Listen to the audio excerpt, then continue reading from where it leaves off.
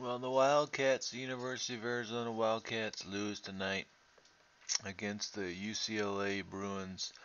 The final score was 69. Arizona Wildcats, UCLA Bruins 74.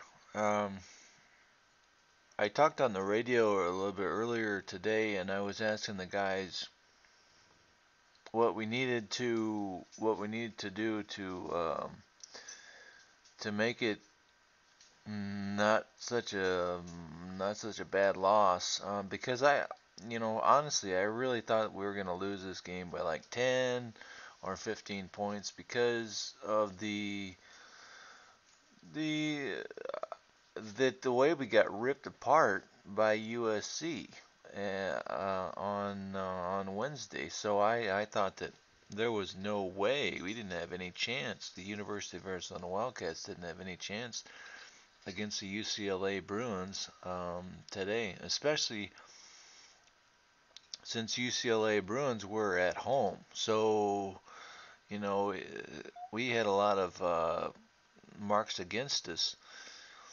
But I was pleasantly surprised because we only lost by like five points. I mean, it was close. We had a chance right at the University of Arizona Wildcats had a chance right there at the end.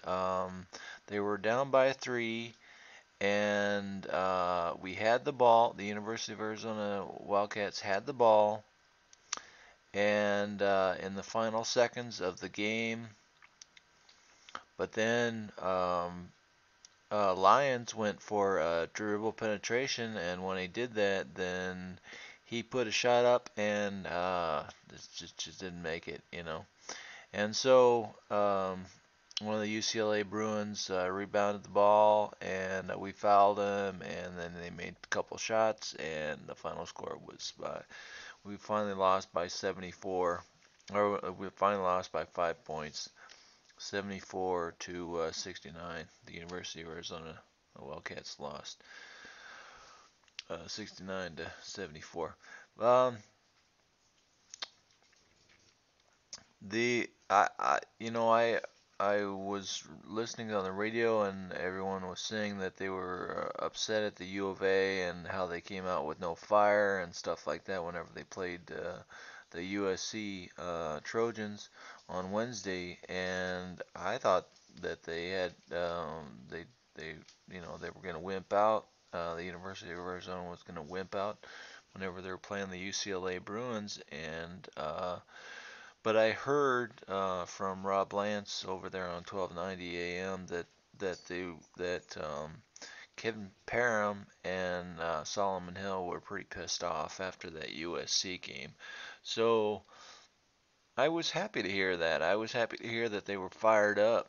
That they were pissed off because Solomon Hill just he played his butt off against USC. He scored 21 points, but um, it was all for naught because they ended up losing that game against USC by what was it, 11 points.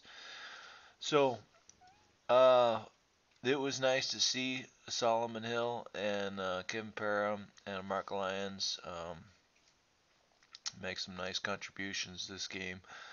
Speaking of contributions, Grant Jarrett, man, wow, 4 for 5 from three-point land. He really was on fire this game. He really shot nicely from this game for this game. Kevin Parham, 2 for 3 from three-point land. Also, very nice contribution from him. Jordan Mays has been having some nice impacts, some really nice impacts. I think he scored 8 points. That's more points than I heard. I heard that's more points than he scored in the last 7 games or something like that. So he's making a really nice. He's he's impacting the game very positively. Um, and we out the University of Arizona um, out rebounded UCLA. The University of Arizona had 34 total rebounds, and UCLA Bruins had 29 uh, rebounds. But the biggest thing that I heard, I remember John Schuster from 1290 AM was saying that the biggest thing is uh, trying to contain one of the UCLA Bruins, and that is most important. And that's Drew, Larry Drew. And if you contain him, then you have a chance of winning the game. And that really he was right. He was I think John Schuster was totally right about that because look at the amount of assists that Larry Drew got. 9 assists, man. You know, I mean, we're lucky if we get 4 or 5 assists. If a player gets 4 or 5 assists, but this one player, Larry Drew from UCLA Bruins, got 9, man. 9 assists, and he had 4 turnovers. So, you know, he he had 1 turnover, and then then I think that the defense kind of screwed him up a little bit, and so he got worried, and so he turned the ball over a few more times. So because usually he has a fantastic assist to turnover ratio. So John Schuster was totally right about trying to contain Larry Drew. Larry Drew had 14 points in total, and let's see, and 1 personal foul. So we didn't foul him out. We didn't get him to foul out. Jordan Adams had 4 fouls, and I thought we might be able to get Shabazz Muhammad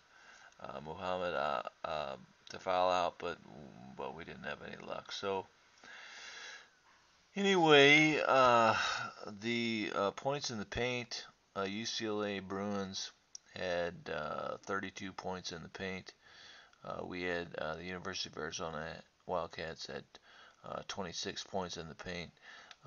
If you look at points off turnovers,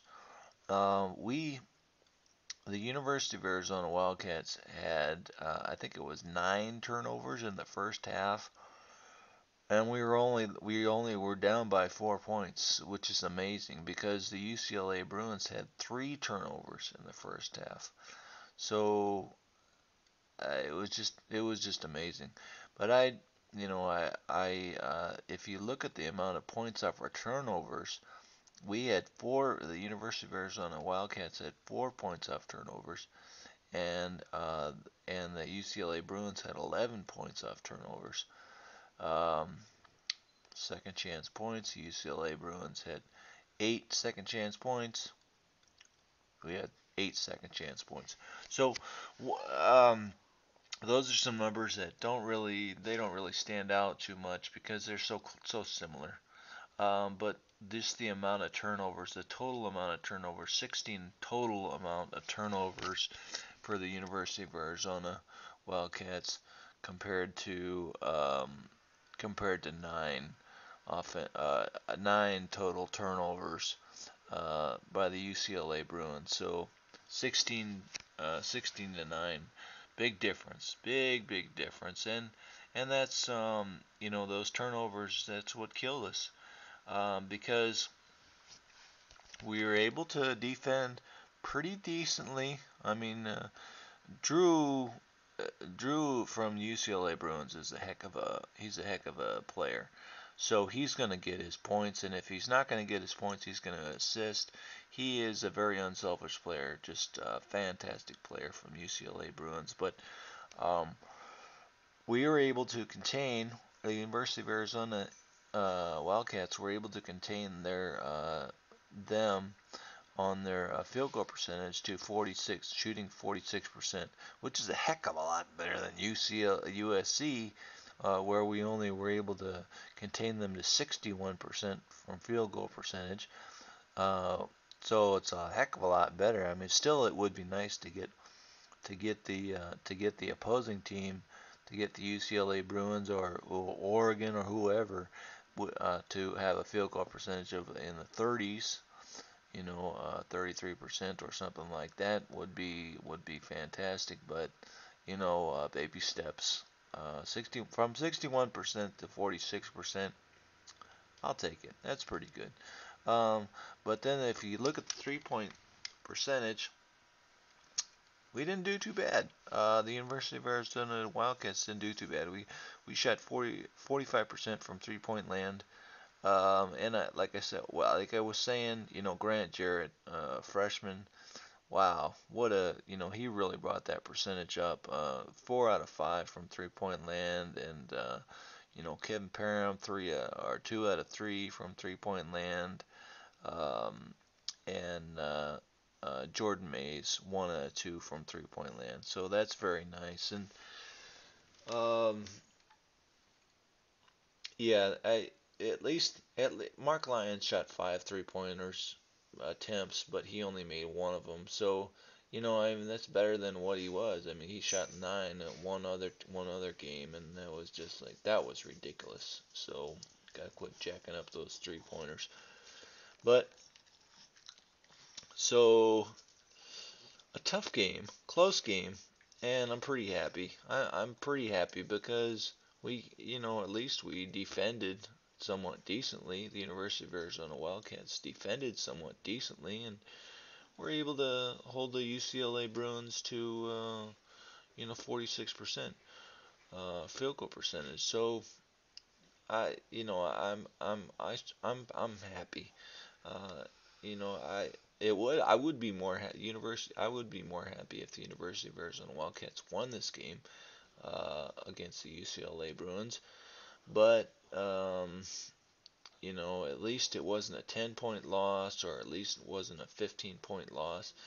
Like I said, with the University of Arizona Wildcats, they could have almost won this game, in the end, but that shot just didn't go down for Mark Lyons. That dribble penetration shot didn't go down for Mark Lyons. I think it's a good idea that he was doing the dribble penetration, but it just didn't go down for him. So next we got ASU. We got to play ASU, and ASU just took UCLA into overtime. So that's going to be a tough game. It's going to be a very, very tough game. It's going to be at McHale, so that's really nice. That's a nice feature, but we've lost. The University of Arizona has lost to ASU when ASU was playing down here in Tucson. And the University of Arizona Wildcats have won the game whenever they played ASU in Phoenix. So that's kind of a teeter-totter type of thing. It's we lose when we're home, but then we win when we're away. And they lose whenever they're home, and they win whenever they're away. It's crazy. So anyway, the UCLA Bruins win this game, 74, and the University of Arizona Wildcats 69. Be his role, I think, for the first couple of years. 880-1290, 880-1290. Back to the phones we go. What's up, John? How you doing, dude? Doing well, man. Good. Let's see. I'm kind of a Debbie Downer here. I know you guys got a ton of calls from a lot of people saying, "What are we? This guy's falling," and stuff like that. What Brad Schuster, Brad was saying, Brad Allis was saying, but 10 or 15-point loss to UCLA. I don't want to say it. I really don't want that to happen, but I think that might happen today. I really don't want that to happen, but what can we do to get back into this fun? I mean, what to you, Brad? What would you want to see? To you, Rob, what would you want to see? To you, John, what would you want to see? In this game against UCLA, what would you want to see to say, okay, that other than winning, of course, but just what we've talked a lot about the style of play that we'd like to see, John. I think that we'd like to see Arizona come out and at least not press, but pressure a little bit more and try and get out on the run. Some of the things that we've been saying for the last couple of months. One of the things they need to get back to, though, for sure, is playing with a certain intensity and motivation on the defensive end. That's something that's been lacking over the last couple of weeks. Thanks for the phone call. 880-1290, 880-1290. At the very least, I want to see him play hard, play smart on the defensive end, and eliminate bad shots on offense. I mean, those three they're not little, major things. I don't care how you do it style-wise. I don't care how you do it scheme-wise. If you play tough defense, if you play hard every possession, and you're not jacking up bad shots and doing that, that's going to go a long way to make me feel better about this Arizona team, whether they win by 5 or lose by 5. Now, if they do all those things and still lose by 10 or 15, as the caller suggested, then you're worried. But, if they can fix those little things, I don't care how they do it. I don't care if they do it playing Princeton backdoor offense as long as they fix those little things. I don't think that's the way you do it. I think you do that by pushing tempo, but we'll see. 880-1290, our MVP air conditioning opponent player to watch for, a number of guys to choose from UCLA. But, Shu, I think I have an idea on which direction you're going to go, the guy that facilitates everything for the Bruins. Drew. And I think Arizona's strategy today, one of the things that John was talking about even in the last segment there, is I'd like to see Arizona approach the scouting thing to some degree where it does everything it can to keep Drew out of the lane. And if it can be relatively effective, let Drew leave him open for long outside shots. You know what you